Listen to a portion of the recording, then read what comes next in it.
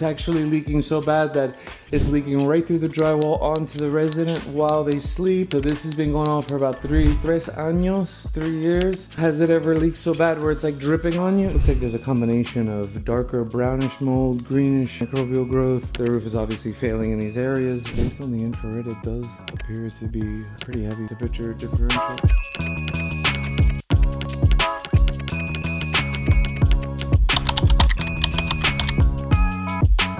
We are arriving here. This is an initial assessment that's being triggered by what appears to be a roof leak. So let's see what happens. This is, as you can see, 2-story units. Just approximate, yeah. Really? Okay, so this has been going on for about 3 años, 3 years. So in other words, first notice 3 years ago.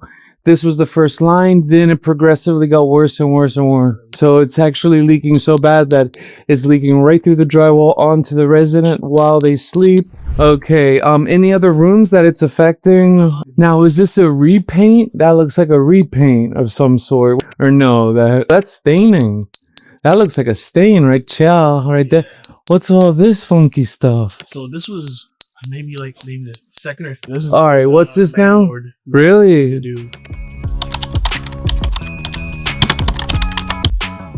Okay, so I'm up here right now, second floor. This is a townhouse. We're on the second floor. Resident informs me that this has been an ongoing recurring event for at least the last 3 years.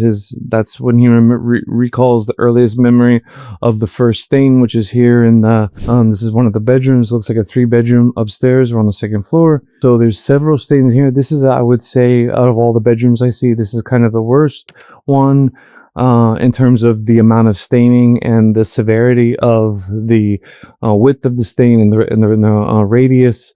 And also how bad it's like bled through. So you have, you also have it in the other bedrooms as well. It tends to be concentrated around the light fixtures, registers, and escutcheons, the fire sprinklers. So that's what's going on right now. I think we're going to focus the attention to this bedroom and of course make notes of the other bedrooms, whatever we determine as far as the air quality and surface. Here, it seems like it will also be scaled in the other bedrooms as well, because they exhibit the same type of staining patterns and they look like the same sort of length of time has elapsed from one room to another. For the roof is obviously failing in these areas, so that also needs to be mentioned in the report. So that's what's going on.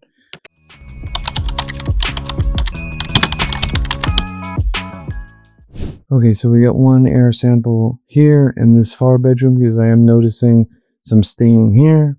And we're kind of doing it as a precaution just to see if there's a difference, a large difference, significant difference between the air quality in the bedroom on this side or the front bedroom and one of the rear bedrooms. So that's what we're testing right now. And then we have sort of this long, I'm looking now. Yes, there is staining in the wall closet. It looks like it's actually migrating down these wall pretty significantly. So yeah, that's what we.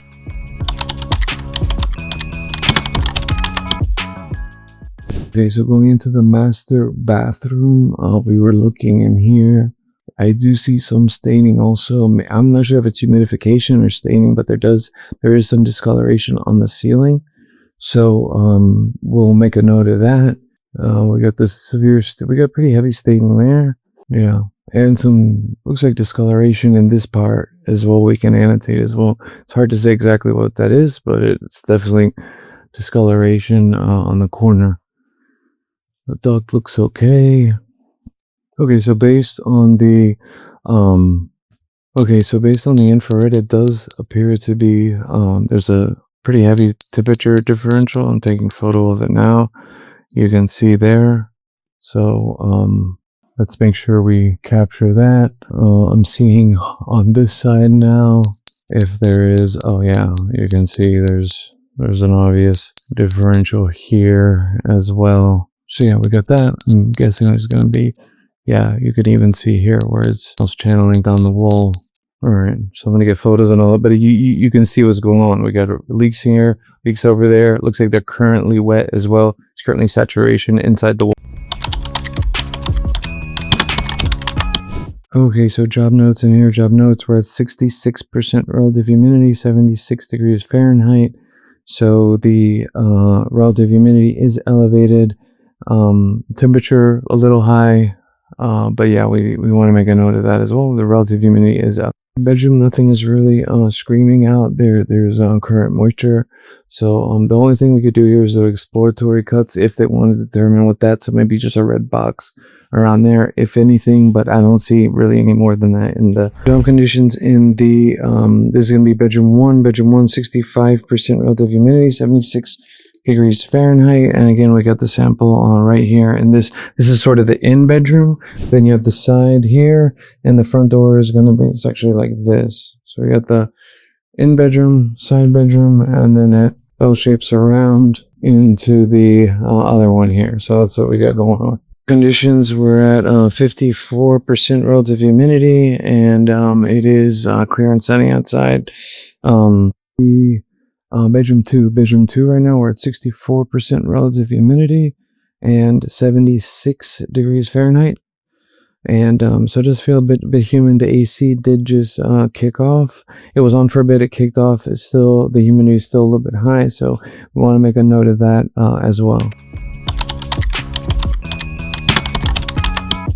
Okay, so the next thing we're going to do is get a swab of this area right here to determine if there is any sort of sporulation occurring in the airspace of the master bedroom, well, the master suite, because it could also be extending into the walk-in closet and the bed and the bathroom itself. So this doesn't look as severe as this one right here, but it's going to have the same type of microbial presence. So we're going to get this swab and get everything there that we need to get. Okay. To me, this is very similar to cladosporia microbial growth. It's a dark green color. You can actually see the spores gently coming if they are indeed. So we're trying to make those determinations. Yeah, we got it in there. Perfect.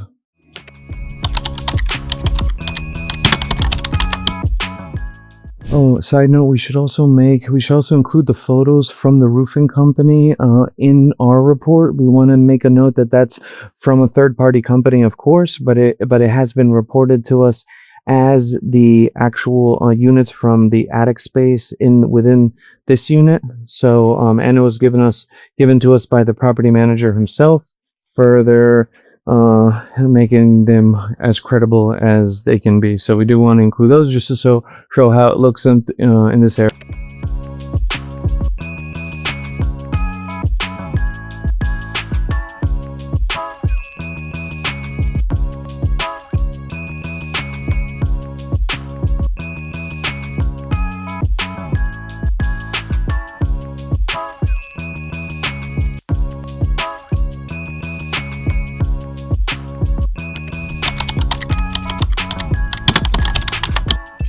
So it looks like everything's dry in there. In the main area, thermal-wise, I'm not...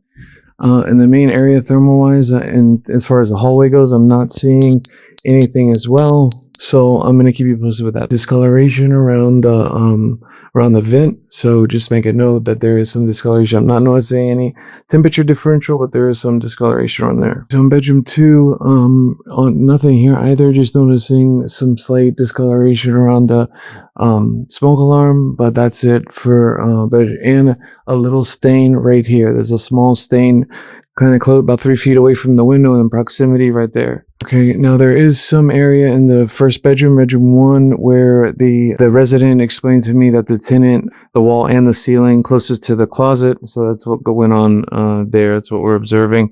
It's not coming up with any temperature differential, so it doesn't look to be saturated. Okay, now in the corner by the window here in the bedroom, okay, corner here, does appear to be a stain right there, water stain. There's some light temperature differentials. It's hard to say if it's just some So those should, if they want to, those could be cut as well because they are water damaged. But the problem is that they don't pose a microbial issue unless the results come back positive. So that's the whole thing here. There's no microbial issue. There's just a water damage issue, not necessarily mold issue, unless of course they come back positive.